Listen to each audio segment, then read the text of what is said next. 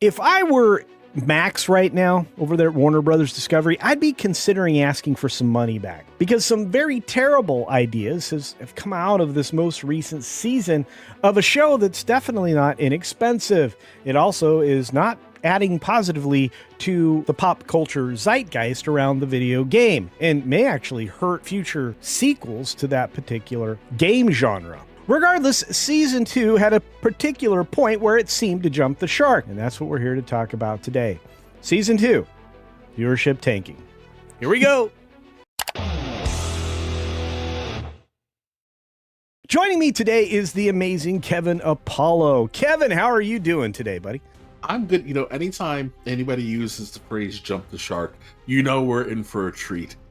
Well, this is not the treat we wanted, though. I can promise you that right now. And let's jump over to the story itself. Here we go. The Last of Us Season 2 viewership tanks after controversial Joel Abby scene in Season 2 second episode. It's only the second episode. And they jumped the shark. And the audience went away. It's happy days all over again, Kevin. What do you think? Hold on. We need to give the people a genuine reaction. So tell me the ratings tanked while I'm drinking my coffee. Oh, okay. Season 2, second episode, viewership tanks. What? At least that's what I hear. Wait, what? Star Wars Outlaws pre-order available now. What? Oh, you're What do you hired. mean? You can chill, Kevin. You can chill. You can chill. You can chill. It's a Sarlacc. What's happening?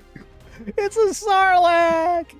Look, like him or hate him, Pedro Pascal's portrayal of Joel Miller helped anchor The Last of Us as one of HBO's, that's Max's, standout successes. But just 2 episodes into the second season, the showrunners made the bold decision, it's a bold strategy, Cotton, to maintain one of the original video game's more controversial decisions and end the character. End the character. Yes, they with a little pokey poke instead of a little tee shot at the driving range. Anyway, this sparked not only controversy, but a sharp decline in The Last of Us Season 2's viewership. And well, no wonder. I look, Kevin, you know all about the controversy of the second game and what happened during the course of it. You also know that, that might have been something to hold off until the end of Season 2 and maybe make it an emotional point. But they obviously didn't have enough material to do that. What do you think about them jumping on this particular storyline element at Season 2 and Episode 2? You've got listen. When my freshman year of college, I took a creative writing class, and we learned about hubris, and ever since I learned what hubris was and the story behind it, I just have to keep wondering how more people haven't learned this lesson. Yes, it was a bold strategy, Cotton, to kill the main character, the beloved main character of a mega well-selling game, and take away the father-daughter relationship that people just absolutely adored. And then you had the chance to do something different, and then you did it again, and you're shocked that more people reacted more viscerally than they did last time you did it. What is even happening right now? Like, listen, Neil Druckmann exists on his own planet with his own set of reality rules, but you would think there would be one person with an office possibly adjacent to Mr. Zaslav who would have said, "Yeah, I don't think this is a good idea." Instead we tripled down, and your ratings will. First of all, I don't even understand what the end game here was, because really once you get past the second game, there's nothing left to do. You would have had to have pulled The Walking Dead and decided to do your own thing. The only problem is they don't have a Frank Davenport there to establish the foundation needed to deviate from the comic in a way that would have made sense / did a lot of things better than the actual source material. I just haven't seen it here. From the first episode of the first season, it's been a lot of DEI, race swap nonsense and make everybody feel good about, mushrooms eating people. And, if you're, depending on your melanin count, you're always the bad guy. If you got a dangly bit, you're most certainly always the bad guy. And now we got to the point where you unceremoniously removed a beloved character in an unheroic fashion, and you still want everybody to take the journey with you. Yeah, and that's the problem, right? Is to take the journey with them, because once you get to episode 2, Through the Valley, which aired on April 20th, which didn't give it a good bounce, by the way. In the near frame-for-frame adaptation of the original video game, Joel is ambushed just outside of Jackson, Wyoming, and is taken out in an unexpectedly swift and jarring sequence. Yeah, but, still, we're going to stick with the pokey poke thing. Look, all I know is this. For audiences unfamiliar with the source material, the scene landed like a gut punch. And believe me, that's most of these people in this audience. Kevin, I mean, do you think that the game translated well for gamers to this particular adaptation? Do you think those audiences overlapped very much? I think, I'll give them this. Yeah, probably. I think a lot of the people who watched the first time or played it jumped in to watch it because they wanted to see how it was going to translate, right? Listen, especially if you were an 80s, 90s kid, anytime anybody adapted anything that we liked, it generally didn't go well. So now, since Iron Man, as the kids say, we've been eating pretty well, except, post-Endgame. The post-Endgame, it seems to be like, it's the 90s all over again. But I feel like a lot of... No, that's a great way to phrase it. We're now in the 90s era all over again. Yeah. And we're like, what happened? Yeah, like how did we get here? So I do think people watched. I also think a lot of people watched with their normie friends just to kind of see if their reaction was going to be validated or not. Because we spent that entire sequence of events being lectured that we were all the istinphobes and that we were just a tiny minority of the of the game buying crowd, and that this massive hit told you that everybody was wrong. Never mind, the final sales tallies and the steep drop off during a time where you weren't allowed to do anything other than buy video games, and watch TV. So it's just fascinating that we had to relive this lesson again, and no one was prepared for the fallout. Which is strange to me because, I mean, and it's funny you referenced, though, how many times do we have to teach you this lesson, old man, kind of a point there.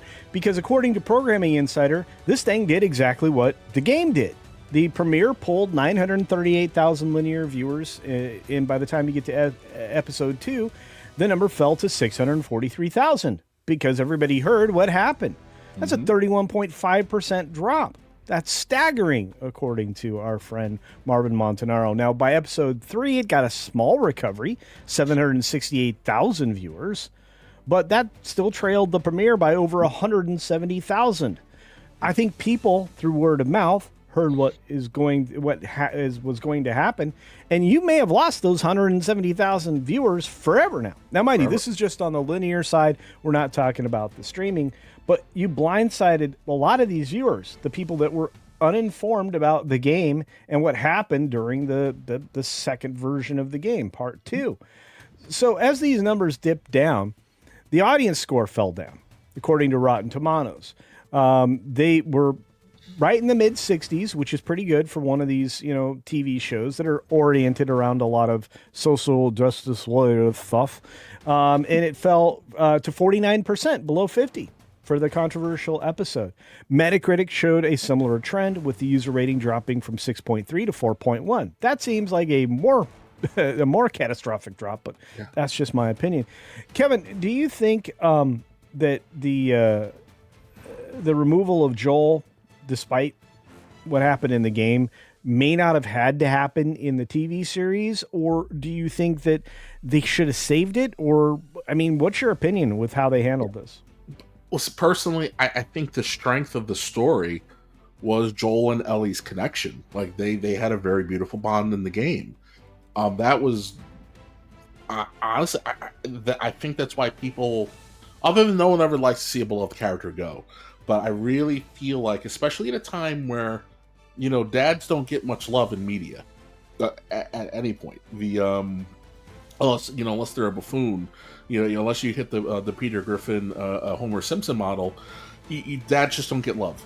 So you had this, again, a beloved franchise that had a really strong father-daughter dynamic, and you stole that from people, and they reacted. They reacted accordingly.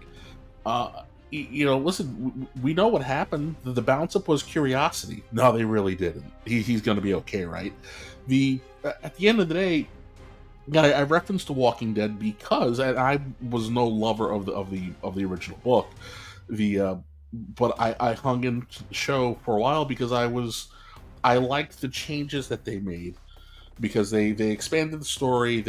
You saw some actual real character development, and it allowed it to be different enough but the same, where whereas someone who maybe had poured through the graphic novels, you knew what was going to happen, you could still be surprised, and if it deviated, you were still comfortable with it because, again, it was true to whatever story they were telling.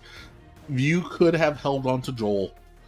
You could have told a very similar situation and just not ended him. Or, like you said, we kind of flip how the story's flowing and save this until the very end. Because, again, like once she catches up to Abby, there is no more TV show, right? So they were either going to have to go their own way anyway, or this was a two-season endeavor that they should have had enough foresight to go, let's get 3 seasons out of it, because maybe by then, Ellie's character will be beloved enough that she can carry the last season on her own if we sprinkle in a little, couple of flashbacks with her and Joel here or there. This just wasn't very smart, and like I said in the very beginning, I really think this all comes down to one man's hubris. Neil Druckmann wanted this to happen. He was hell-bent on making it happen, and he got what he deserves. And for a lot of different reasons, Sony has to be crying in their beer, because this really does eliminate a third game option, because there's not going to be anything left. If they actually culminate this season in the Abby confrontation, which maybe is what they were thinking their big reveal should be, and while that is a good way to finalize everything, it's not going to leave a lot of room for the next developmental direction. It won't give you a third season. It's not going to give you a third game. And I think that, that's got to be bad news to both Warner Brothers Discovery and Sony. But look, I'll give you the final word on this one as we look at a picture of both Joel and Ellie and think what could have been. That's it exactly. This is another tragic IP tale of what could have been / what should have been. And Hubris reared its ugly head one more time, and no one should be surprised. It's just a matter of when will someone learn the bloody lesson. Please, but I have actually one thing to interject very quickly, because we'll probably do another video on this, but you know what? Ellie gets to be a dad. Yeah, that's right. Congratulations, Ellie. You're a dad now. Yay. Okay, but on that note, it's your time to react to what we've been talking about. So let us know in the comment section down below, Culturians. Are you looking forward to more Season 2 of The Last of Us Season 2? Are you thinking that maybe we're right? Maybe this show jumped the shark when they got Joel removed from the show? And finally, would you have been interested in a Season 3 of The Last of Us, or a significant change in the way the story was being told? Let us know all that down in the comments section below. And as always, be sure to take care of yourself, take care of others, and until next time, see ya! For